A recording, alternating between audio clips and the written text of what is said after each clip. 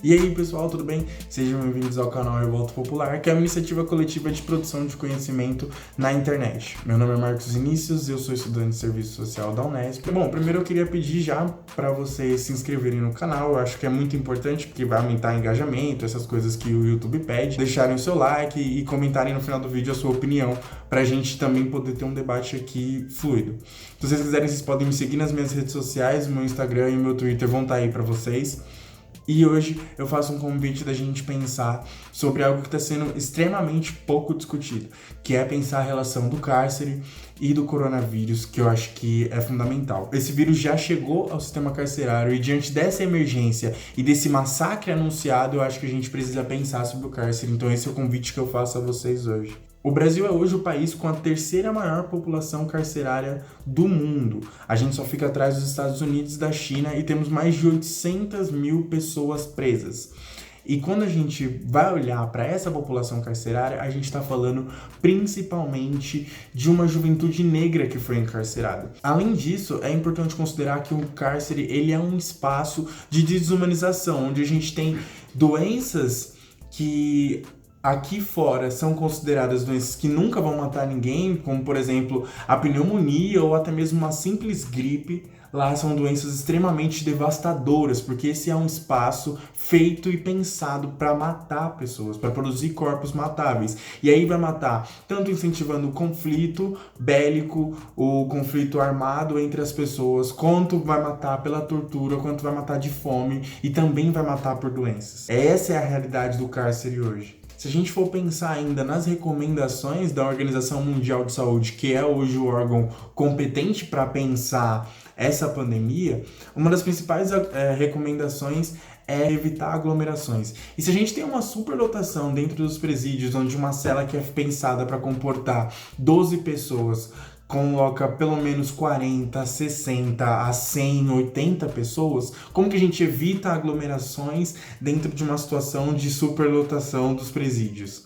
Outro ponto importante de se considerar também é quanto à questão da higiene. Muitos presídios onde você tem um racionamento de água, você não tem acesso a água, sabonete, todo esse tipo de coisa tem que ser fornecido pela família no jumbo, né? Porque o Estado não vai fornecer sabonete, material de higiene, escova de dente ou qualquer outro tipo de coisa para sua higiene pessoal, assim como também não vai fornecer roupa, não vai fornecer uma alimentação de qualidade. Então, tudo isso tem que ser pensado pela pessoa presa e pela sua família. Eu acho que também seria legal a gente pensar como o mundo tem lidado com isso, entendendo que o encarceramento em massa ele não é um problema específico do Brasil. Essa superlotação dos presídios, a falta de acesso a saneamento básico, higiene, as suas necessidades básicas individuais não vão ser respeitadas, a tortura, a violência. Isso não é particular do caso no Brasil, da forma como se gere as prisões no Brasil. Isso são coisas estruturais da instituição prisão. E aí você pode fazer um exercício de pegar uma prisão lá na Polônia, na Noruega, e falar, não, mas essa prisão ela é totalmente diferente, ela tem acesso a saneamento básico e tudo mais. Tanto não é verdade que as prisões em outros países são melhores, que os outros países também tomam medidas, mesmo que medidas tímidas, já começaram a tomar medidas no sentido de desencarcerar essas pessoas, porque entendem que manter essas pessoas presas vai elevar a taxa de transmissão do vírus e também vai condenar essas pessoas à morte. A Colômbia, por exemplo, é um país que desencarcerou mais de 10 mil pessoas presas, assim como o Irã desencarcerou mais de 80 mil pessoas presas e a Turquia desencarcerou mais de 100 mil pessoas presas, o que evidencia que esse movimento de olhar para o cárcere com uma atenção especial, entendendo que aquele é um espaço perfeito para a disseminação do vírus, para a contaminação das pessoas e para um genocídio anunciado dentro do cárcere, é uma necessidade mundial pensar o desencarceramento agora. Se a gente for pensar aqui no Brasil, a primeira coisa que foi feita relacionada ao cárcere e o coronavírus foi o Tribunal de Justiça do Rio de Janeiro lançar uma liminar que desrespeita a recomendação do Conselho Nacional de Justiça de pensar o desencarceramento, e essa decisão dizia que era contrário a desencarcerar pessoas idosas presas em prisão preventiva ou temporária. E aí a gente precisa entender que tanto a prisão preventiva quanto a prisão temporária, elas não estão relacionadas com condenação ou atestado de culpa ou coisa do tipo. Então,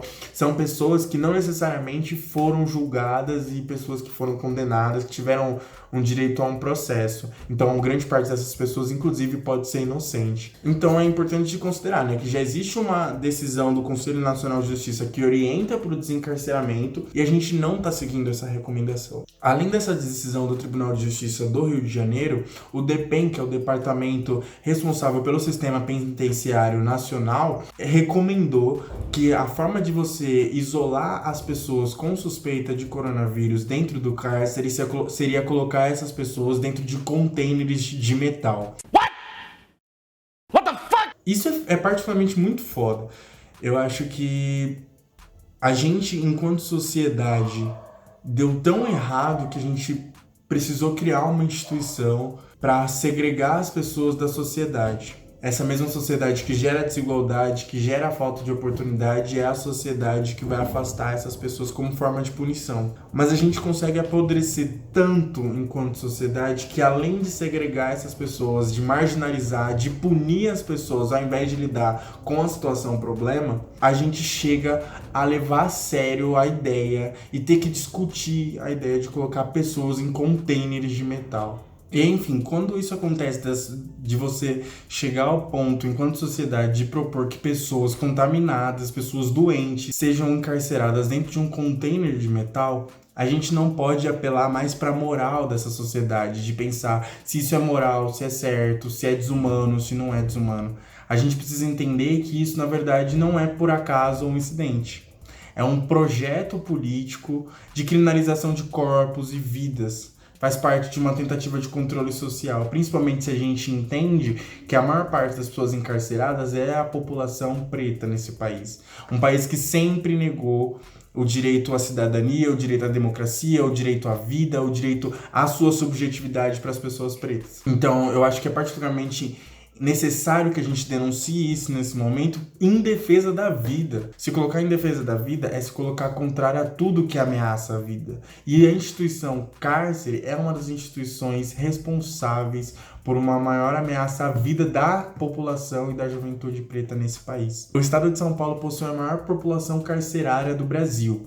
Em 70% das unidades prisionais de São Paulo você tem racionamento de água. Ou seja, tudo isso é intencional. Não tem sequer como você cumprir as recomendações da Organização Mundial de Saúde, não tem como você evitar aglomerações, não tem como se higienizar, não tem acesso a tratamento. Juntando tudo isso com o fato de você estar aglomerando pessoas num espaço onde o racismo é muito forte, o machismo é muito forte, a LGBTfobia é muito forte, a violência e a tortura são extremamente muito fortes, a gente está condenando essas pessoas à pena de morte. E aí vale lembrar que no nosso Brasil a pena de morte não é legalizada, assim como não deveria ser. Manter essas pessoas presas e encarceradas nesse momento é condená-las à pena de morte, porque elas vão morrer. Isso que é foda. Me dói muito falar isso, mas não é uma casualidade, não é pensar na hipótese, essas pessoas vão morrer. Porque se morre muito aqui fora e morre muitas pessoas na UTI com coronavírus, imagina o quanto essas pessoas não vão morrer dentro de uma cela de prisão, sem tratamento, sem respirador, sem os remédios. A gente não tem proporção disso, e a gente tem que debater isso seriamente, porque a gente não tem nem perspectiva de ter uma vacina, não tem perspectiva de voltar à normalidade, que também não nos interessa voltar à ordem e à normalidade como já era antes, porque era uma realidade muito pautada na desigualdade. E a gente precisa pensar algumas medidas que têm que ser adotadas agora. A gente precisa cobrar agora. A garantia da alimentação dessas pessoas é fundamental. A gente precisa cobrar também via Ministério Público, via Defensoria, via deputados e deputadas de esquerda. João Sem Braço, famoso João Sem Braço. Que são pessoas que têm autoridade para entrar nesse presídio de fazer a denúncia de que essas pessoas estão sem acesso à alimentação, estão sem acesso à água, à assistência médica. E aí a gente precisa pensar seriamente num projeto de desencarceramento. Nesse momento, eu acho que a gente pode começar pelas pessoas que são aquelas que compõem um grupo de pessoas com o maior risco de morte acrescido. Então, aí eu tô falando de pessoas gestantes, pessoas idosas, pessoas que têm alguma doença respiratória. Se a gente for pensar especificamente no caso das mulheres, cerca de 65% das mulheres encarceradas são mulheres pretas, 80% estão lá dessas mulheres por crimes sem violência e 45% dessas mulheres sequer foram condenadas. São essas pessoas que a gente tá mantendo encarceradas, são essas pessoas que a gente tá condenando a pena de morte.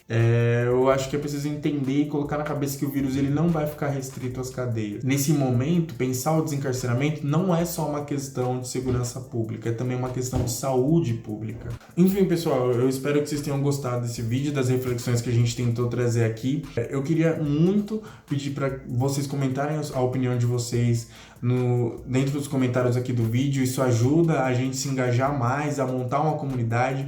Se você acha que esse tema é importante e gostar desse vídeo, você pode compartilhar ele. Eu acho que é um movimento que a gente deveria fazer, de compartilhar esse vídeo com mais pessoas, dar o like, porque isso ajuda a manter o engajamento aqui dentro da plataforma do YouTube. Gostaria de pedir para vocês olharem as nossas redes sociais.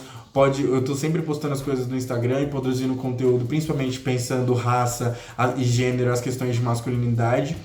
E também verem as redes sociais do canal Revolta Popular. A gente tá um pouco mais forte, mais atuante no Instagram, então se você utilizar o Instagram, a gente vai poder trocar uma ideia melhor por lá, mas também tem Twitter, enfim. Eu agradeço por você por ter visto até aqui e é isso, vamos pro próximo vídeo. Tchau!